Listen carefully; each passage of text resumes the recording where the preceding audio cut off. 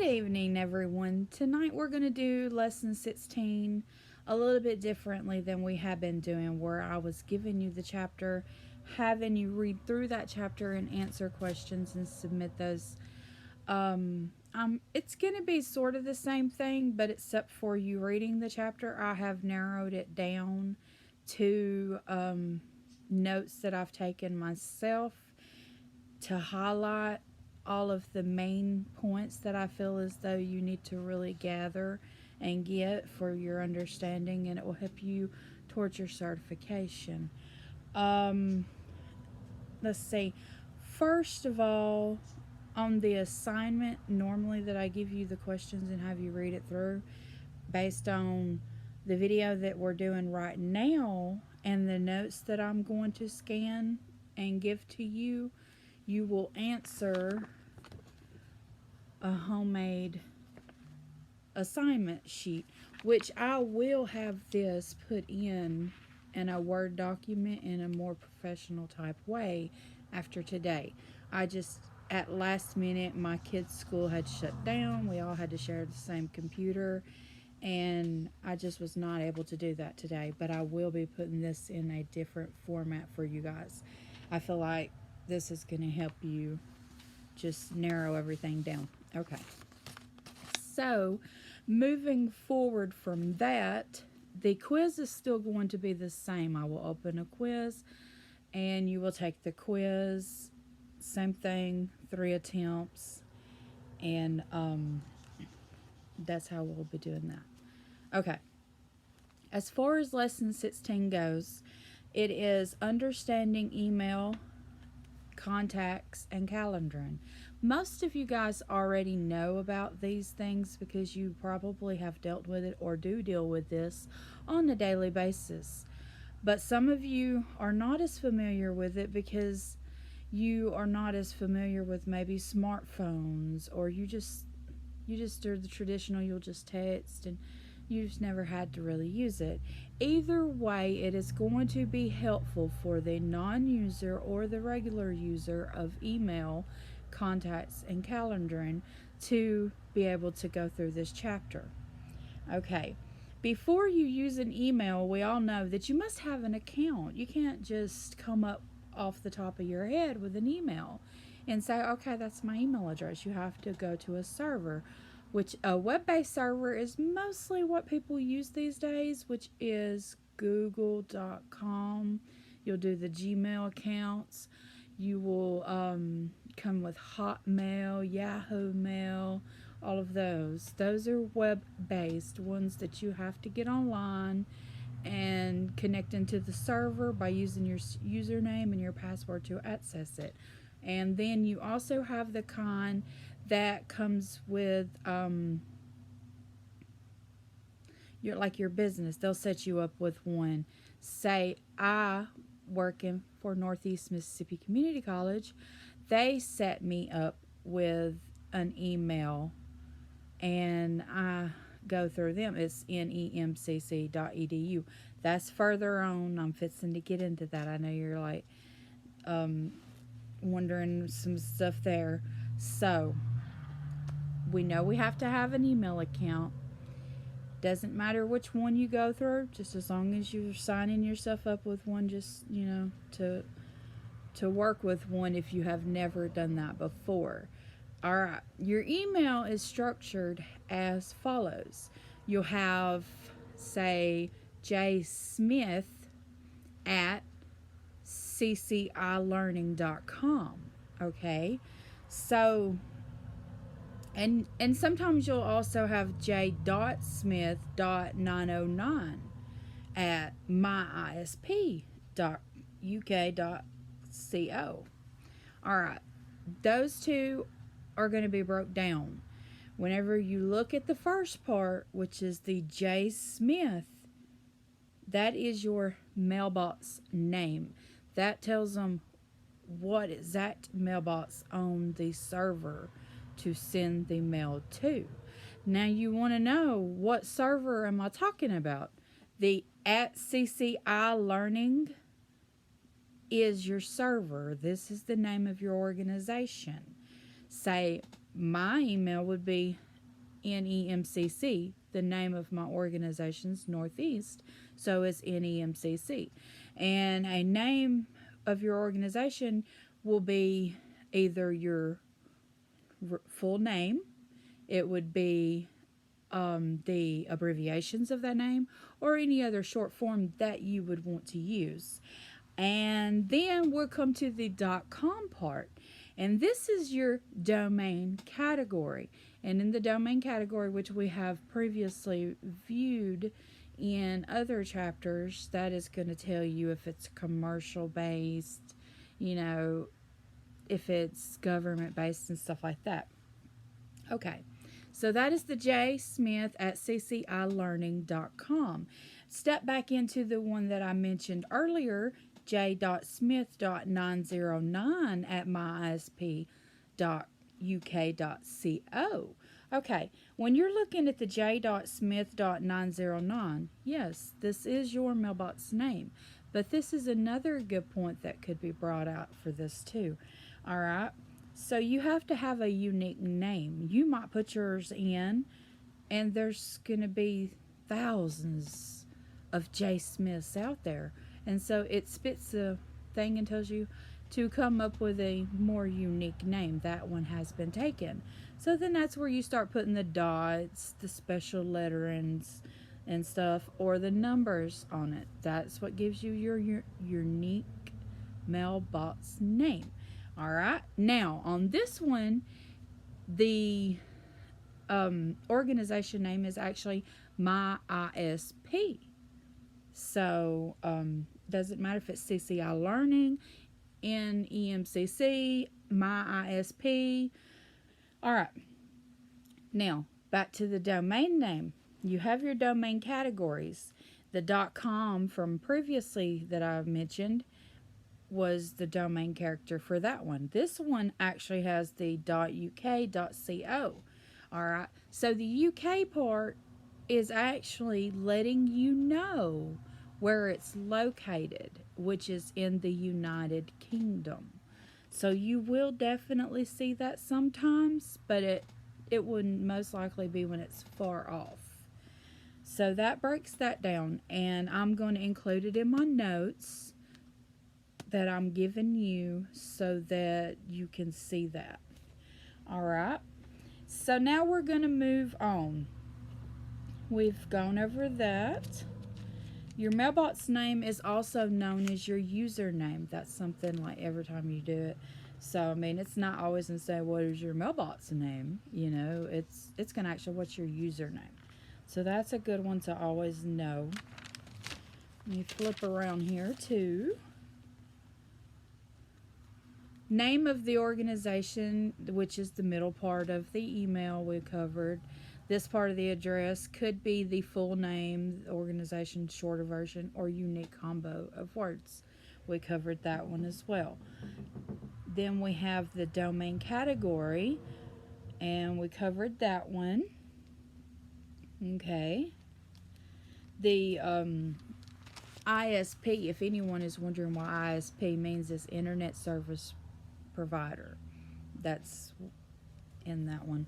All right, so now to using an email program. There are many email programs currently available. However, you will use only the web-based interface for Gmail in the example of the lessons that I'm talking about. So, you want to know what Gmail is. It is a popular web-based email program available through Google. No installation is required, and all you do is you just create you an account, just as we were speaking about. And then I'm going to also attach a picture of a typical Gmail inbox.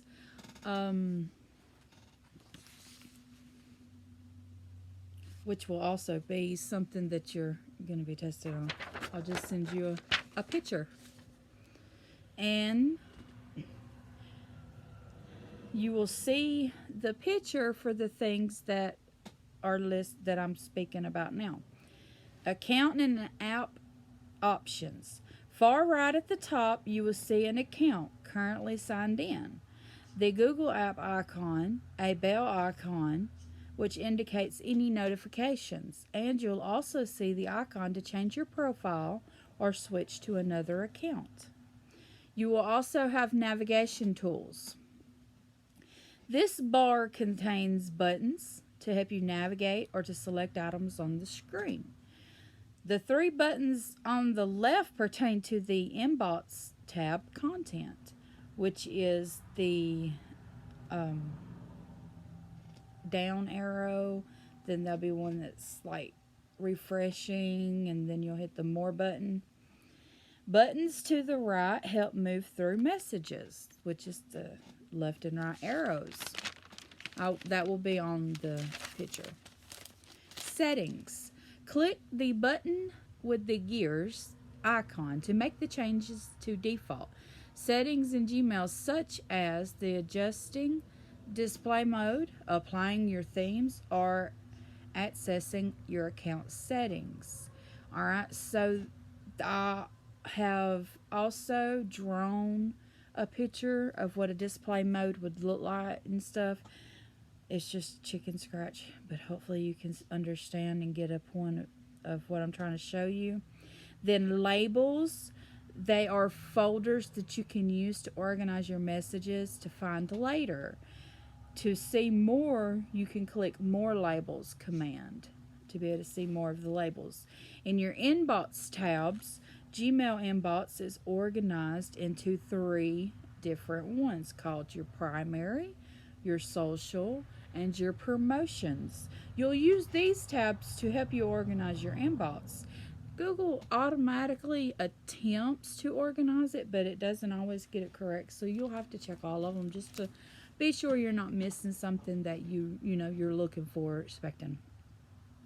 Communication options. Use these icons when you want to communicate with someone else through Google Hangouts. Alright, so I mean that's good. You can do the Google Hangouts, you can do via phone or chat, Alright, contacts will appear in the left panel below the labels in your login. By clicking the magnifying glass, you can view more details of that contact. So that would be something I would just play with it, look at it, just kind of get used to the feel if you don't already know this. Alright, when creating new messages, this is similar to sending a regular message by letter to somebody. You're going to put from you and the to, who it's going to, and they're going to deliver it. Alright, so you have your body of your message, which is your letter you put in your envelope. Then you have your address information, which is in the envelope, and it goes where it's got to go. Alright, same thing with an email. You're going to create it. You're going to put the address to who you want to receive it. You're going to enter the BCC or the CC, which is the blind carbon copy or just a regular carbon copy. I'm going to explain that again in just a minute, exactly what those are. Then you will type this text for the subject. So say you are sending a message about a meeting after work. You'll just say work meeting. Make it short and to the point. Just summarize the message up. And in one single line if possible. Alright, then after you do that, you are going to use your spell checker. Most of them have spell checkers and stuff, but use it and make sure that you have your spelling correct. And the spell checker is not always correct because with my last name it's Lin instead of Land, so mine's always telling me that I'm wrong, which I know that I'm right. And then sometimes it may let something slide through that is not correctly spelled, but just check that and make for sure. Don't always rely on that. And then you will send your message.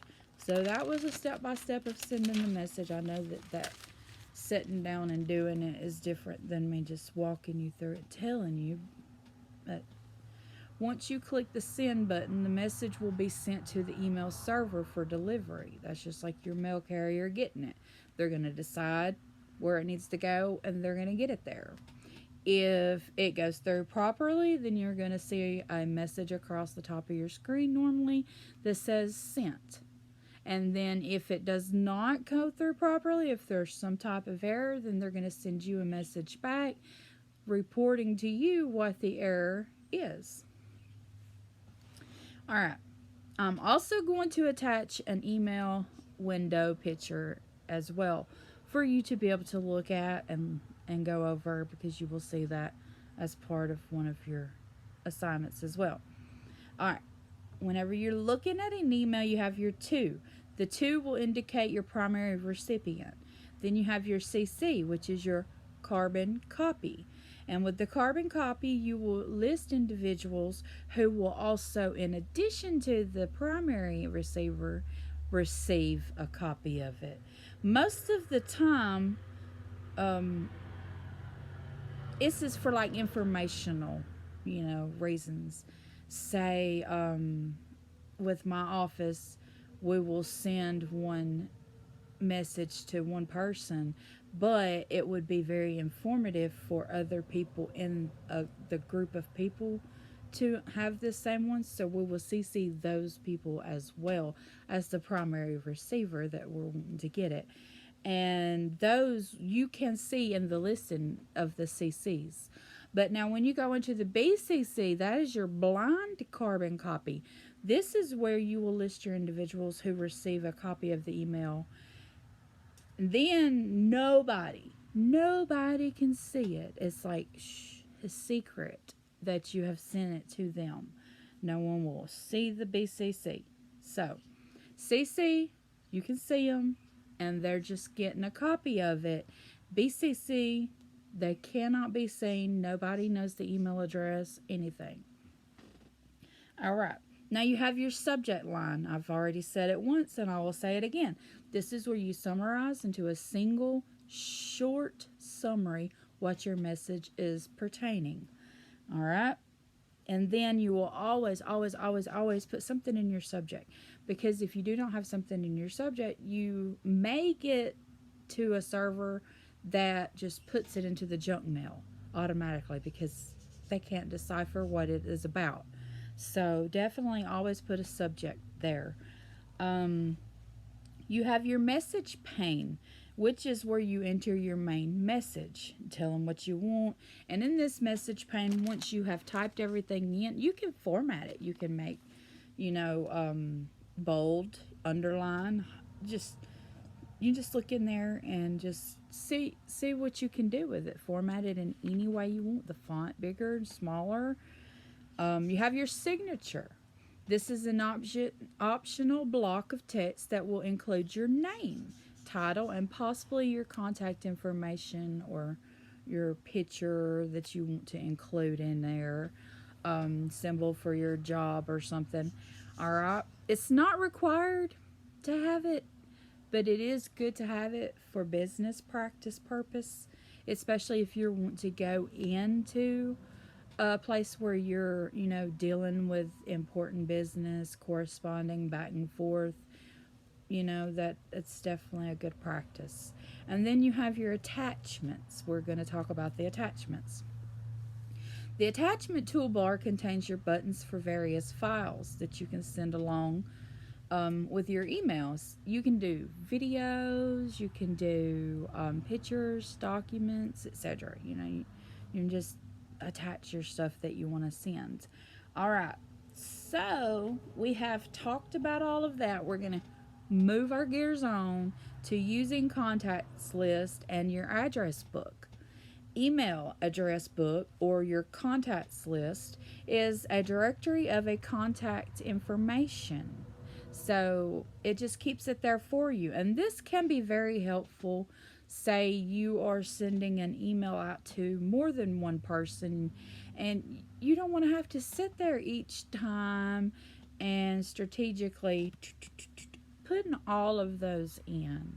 All right, if you know this is someone you're dealing with on a regular basis and you will be emailing, go ahead, add them into your contacts with their name and their email information so that as you're typing, it's going to pop it up. Click it, add them, and then it just speeds the process up for you, and it makes sure that it's accurate. As long as you put it in there correctly, it's going to be correct. Okay, so that is that part. Proofing your message. Always try to maintain a professional look in your emails. Make sure that you do this even with those that you know very well. Back to what I was saying before, it is good business practice to go ahead and treat everything that you send email wise as professional. Go ahead and just get in practice of it to where it's just second nature when you send it. All right. Once you are completely done filling all that out, then you just send your message. You click the send and it'll send. It's going to tell you sent at the top, as I said, or it will email you something telling you there was an error and what the error may have been. All right. Now I'm also going to attach an exercise 16.1 to help you if you need it. You can send it to yourself. It's going to, walk you through sending an email. So you can send it to yourself, When you reply to an email, you can send a reply to the sender of the message only. This was tricky for myself for a while. All right. So whenever you're reading an email and it says reply, then you also see that it says reply all. You're often wondering, well, what happens when I just hit reply and what happens when I hit reply all? When you hit reply, you're going to send it to the one person. Okay, when you hit reply all, you send a reply to everyone listed in the to field and the CC field. Use this option with the certain situations. When you forward a message, you send a copy for this message to someone not included in the CC field. So reply all, you are going to reply to everyone on the CC list. But if you forward it, it's almost like you're going to have a fresh email already started. You're wanting to forward the information. Say you get an email, someone's asking you for help with something, but you're not equipped to help them, but you know someone else down the hall that may be more equipped to help them with their problem, so you forward that along to them. So that would be the difference there. You can use email account to organize your inbox. So every message has a check box to the left, and you want to select it. You can select multiple at one time. You can select all. You can select one. And then you can also create folders to help keep things more organized. You can have subfolders within those folders. So whenever you want to hit labels, you'll click labels, create new labels. You can hit create new labels. All right. You will enter your name for the new label after you hit your create labels, and then you will press enter. If you want this new label to be nested below another label, click Nest Label under, and then choose which one you want to. And then the label now is a sub-label. That's the same thing as when you're doing a folder. I've got this in the notes, and I'm going to upload that so you'll get to read it and probably understand it a little bit better. Follow it that way. You can create as many new labels as you want. There's no limit to it. You can create as many as you want. Now, if you're wanting to move messages, once you have labels in place, then you can move the messages by select the message, and then you're going to do one of two things. You're going to hit the move to button, or you're going to drag and drop the message. So that's two different ways that you can move it. Now, we're going to move on into using signatures and explaining what a signature is. A signature is a block of text that is automatically added to the end of your messages when you create one. All right, so when you want to create a signature block, from the top of your navigation bar, you'll click your settings button and then click settings. You're going to scroll down until you see the signature area. Then you're going to click the box and enter the text you want. Scroll to the bottom and click Save Changes. So that's how you're going to do that. And always know that you can apply your formatting to your signature as well. So, I mean, you can format your signature to be whatever you want it to look like. To turn off the signature, click this settings button. Then you're going to click your settings. And then from there, in the settings area, you're going to see two little dot sections. You can do no signature or you can do signature. You're going to click the no signature and you're going to save those changes. So that is the signature, what it is, how to make it, and how to turn it off. Again, that will be in the notes. Working with attachments. Sending attachments with your email enables you to share information. Keep in mind, though, that these do have disadvantages if they're misused. They're notorious for viruses and other malware.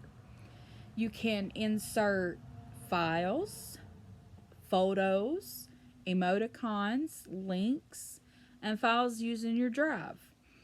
Alright, so whenever you go in there, it actually just has a little thing in it. You can see the picture. You'll see a picture. I'll probably include that too, just so that you can see what I'm talking about. You'll see the little emojicons there and all that, and you'll see the photo camera look. And that's what they're talking about. The link, that will be your paper clip. That's what that looks like.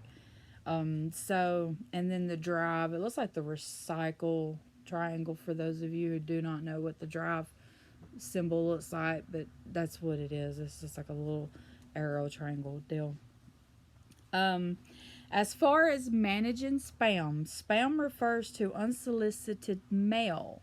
Often spam messages promote products. They're trying, to sell you something, or it's the same thing as junk mail. So remember that it's, spam and junk mail are the same thing.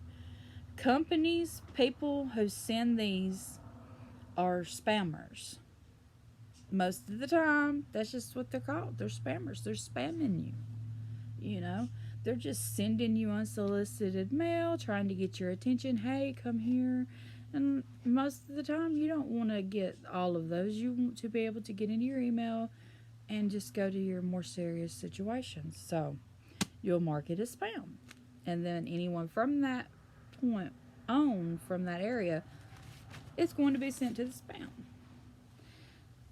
Alright, so spammers, how they get your email, they will go and they'll buy it. They buy information, email list. That's what they do.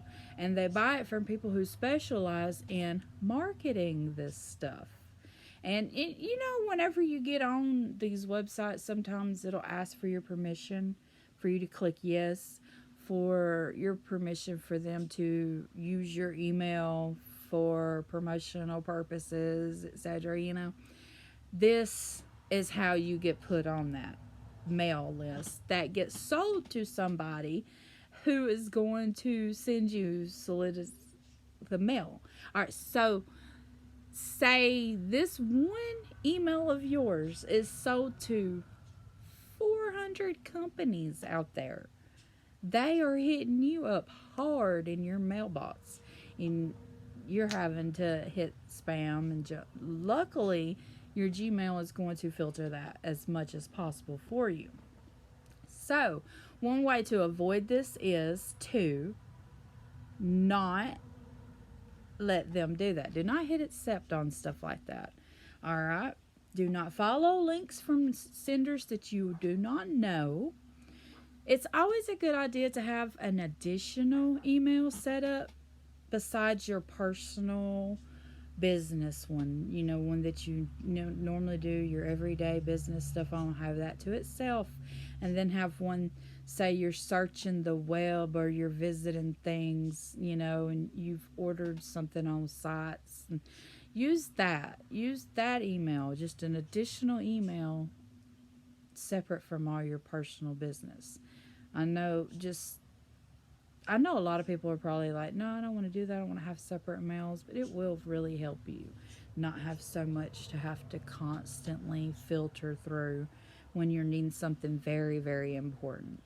All right. So do not reply to any of the messages that are going to send you anything asking for your contact information. They have your email, but they don't have anything else unless you give it to them. So do not reply with any information. They may tell you, okay, I'm going to give you a brand new phone. Reply so and so now. I need your email address, your birthday, your street address, and they, just a list of stuff that they're asking you for. Don't do that. All right. And sometimes I get these all the time. You'll get emails that will say to reply to take you off of the list, and they will not contact you anymore. Really, what they're doing is they're fishing. They're fishing to see if your email is a working email or not. So once you reply, they know this is a working email. I'm going to continue sending. If you're not replying most of the time, they're going to call it a dead email and they're going to move on to something else. So that's another good idea to keep in mind. And do not disclose your email on social sites, which I was just talking about. Like if you do, make sure it's your additional one, never your actual main email. All right. So while we're dealing with emails and we're discussing messages and everything, you want to archive a message. All right. Well, archiving messages will help you organize your messages so you can get to them at a later date. And it's, you archive all your old ones. Once they're archived, they're going to be removed and put into another folder, the archived. All right, so you'll select that message and then you're going to click the archive button, which is like a square with the little thing. I'll have to show you. You'll see it in the picture. There's no limit to the amount of messages that you can have archived either. And then deleting messages. This one, most people already know all about this, but we're still going to cover it because it bears need to be covered for some people. All right.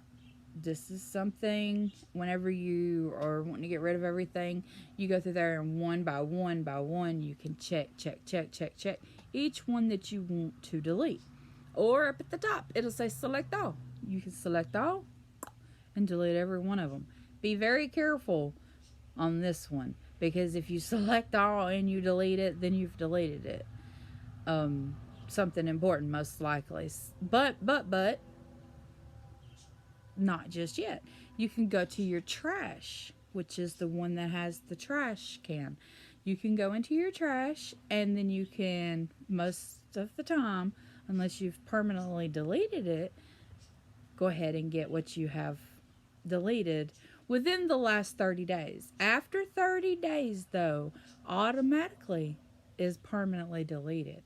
So within 30 days, if you've noticed something that you need to move back from the trash, you can do that. But say you have trash full and everything in there, you want it to be deleted. So what do? You will empty trash now, and it's going to empty everything in there forever. You can't get it back. But if you want to go in the trash and you're not sure on some of it, but you do know some of it's forever gone, you don't want it, then you can hit individually on those, and then you can delete them forever. So you can do that 2 different ways from your actual trash. So first, delete it or delete them all.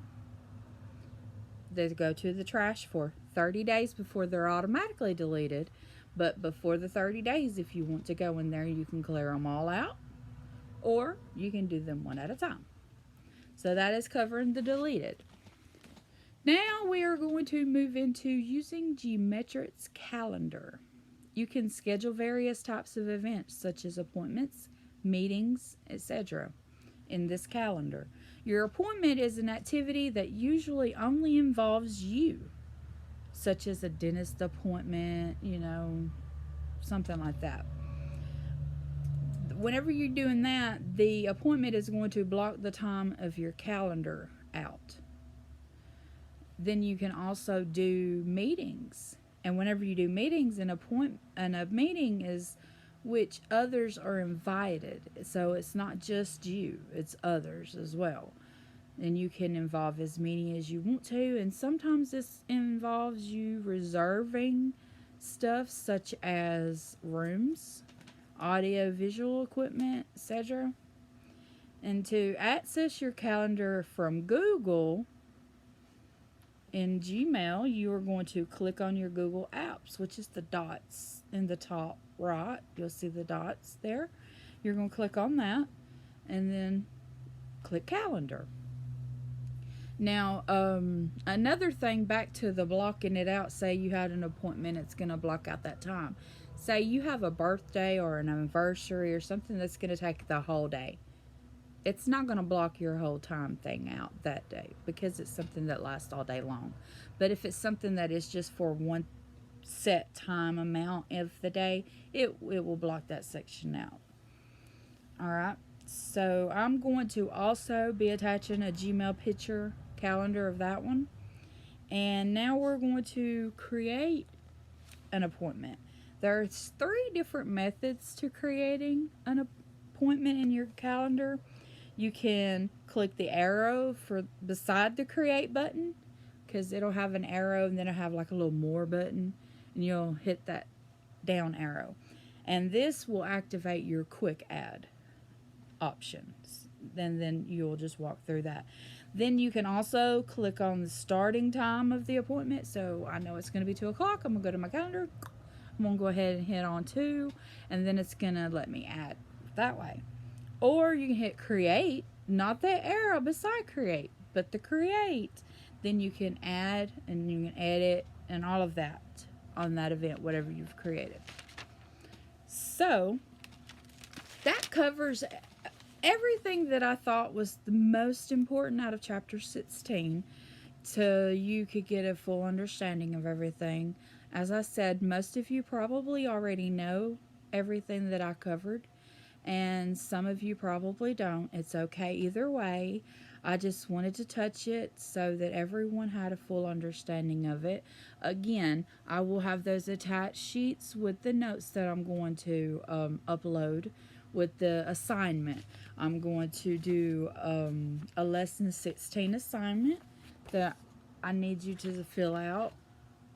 Just you can put it on paper and take a picture and upload it as we done the other day in class, or you can type it in the text entry, or you can put it in Word format and upload it. Either way is fine by me. It will not take long to do it, so I look for those to be in tonight before class is over.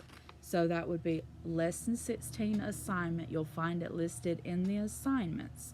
I'm also going to open up lesson 16 quiz. Again, that one will have 3 tries. I will put anything else that's of importance that needs to be done in the announcements. Make sure that you go do your discussion and reply that you're present if you have not. And we're also going to work in geometrics over Thanksgiving break. I will get into more details in my announcement on that, but I am able to log in and see each of you as far as what you are doing in geometrics. I do not hold the grades against you at the moment. They're very helpful for you as practice to do these, so that you can get closer to understanding how the exam's going to work and be even closer to passing the exam. I do expect that each of you work on these assignments that I give you through geometrics over Thanksgiving break, and at least make a 75 or above on the one before you move forward. And again, I can pull it up and see it. I just want to know that you're getting a full understanding. This is helping me understand what I need to be helping you with. Because when we sit down for the exam, I want you to be as equipped and knowledgeable as possible, and confident in what you know and have learned to be able to pass this exam. I hope that everyone has had a great day. I hope that you all have a great night. And if anyone has any questions at all, please call me, text me, or email me, and I will get with you so that I can answer any questions or help you resolve any issues that you have. Thank you.